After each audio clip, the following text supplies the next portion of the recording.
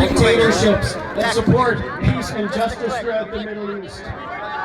The reason why we in the peace movement as well are out here and want to work with the Egyptian community is because we know full well that peace will not come to the Middle East and to Central Asia without people standing up against the Western-backed dictators. And we need to stand up here in our country and stop our government from supporting those same dictators.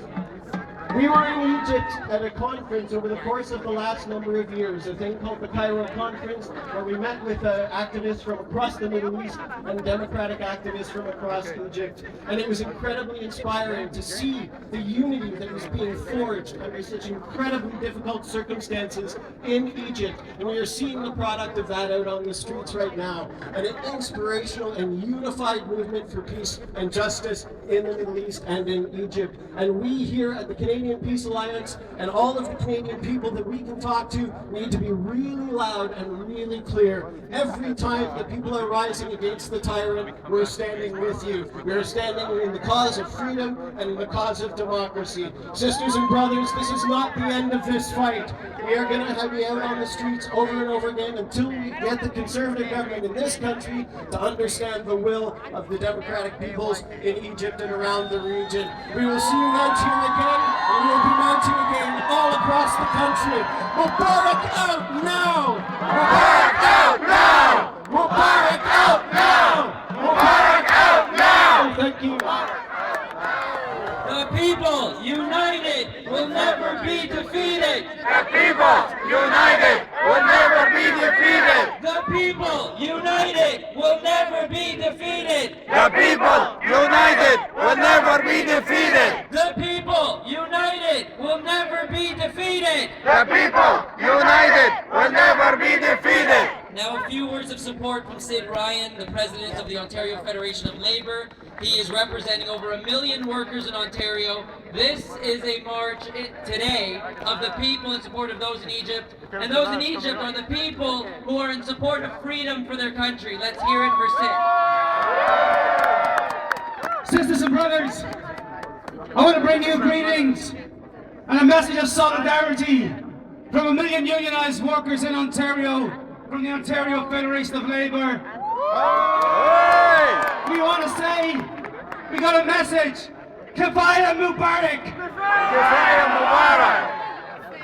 Yes, indeed. It is so proud to be able to stand here and see the democratization of the Middle East. It's wonderful to see young people on Liberation Square standing up for a better life, for justice, for a better life for their future, for their children. The ability to be able to have decent housing, a job that pays decent wages, so they can participate in a democratic society like most people around the free world. It is wonderful to see the end of the dictatorship in the Middle East. But unfortunately, it's shameful to see the Canadian Prime Minister standing with a dictator and saying that somehow when we cheered on democracy around the world, when we cheered on Martin Luther King, when he took on civil rights in the United States, or when Bernadette Devlin, that young activist in Belfast in Northern Ireland, when she charged the barricades and she was fighting for civil rights in Northern Ireland, we cheered them on. And when the Berlin Wall came down and those young East Berliners took their sledgehammers and broke down the Berlin Wall, we cheered them on because we believed in democracy.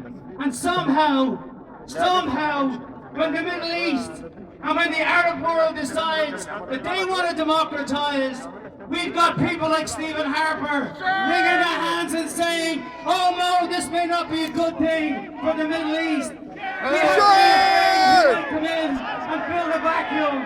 That's shameful, sisters and brothers. That's absolutely shameful. What they're afraid of is a real democracy in the Middle East.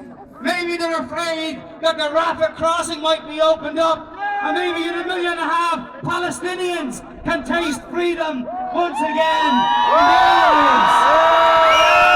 Yes, my friends, this is a great moment in history, and I can salute the Egyptian population. I salute the Egyptians that have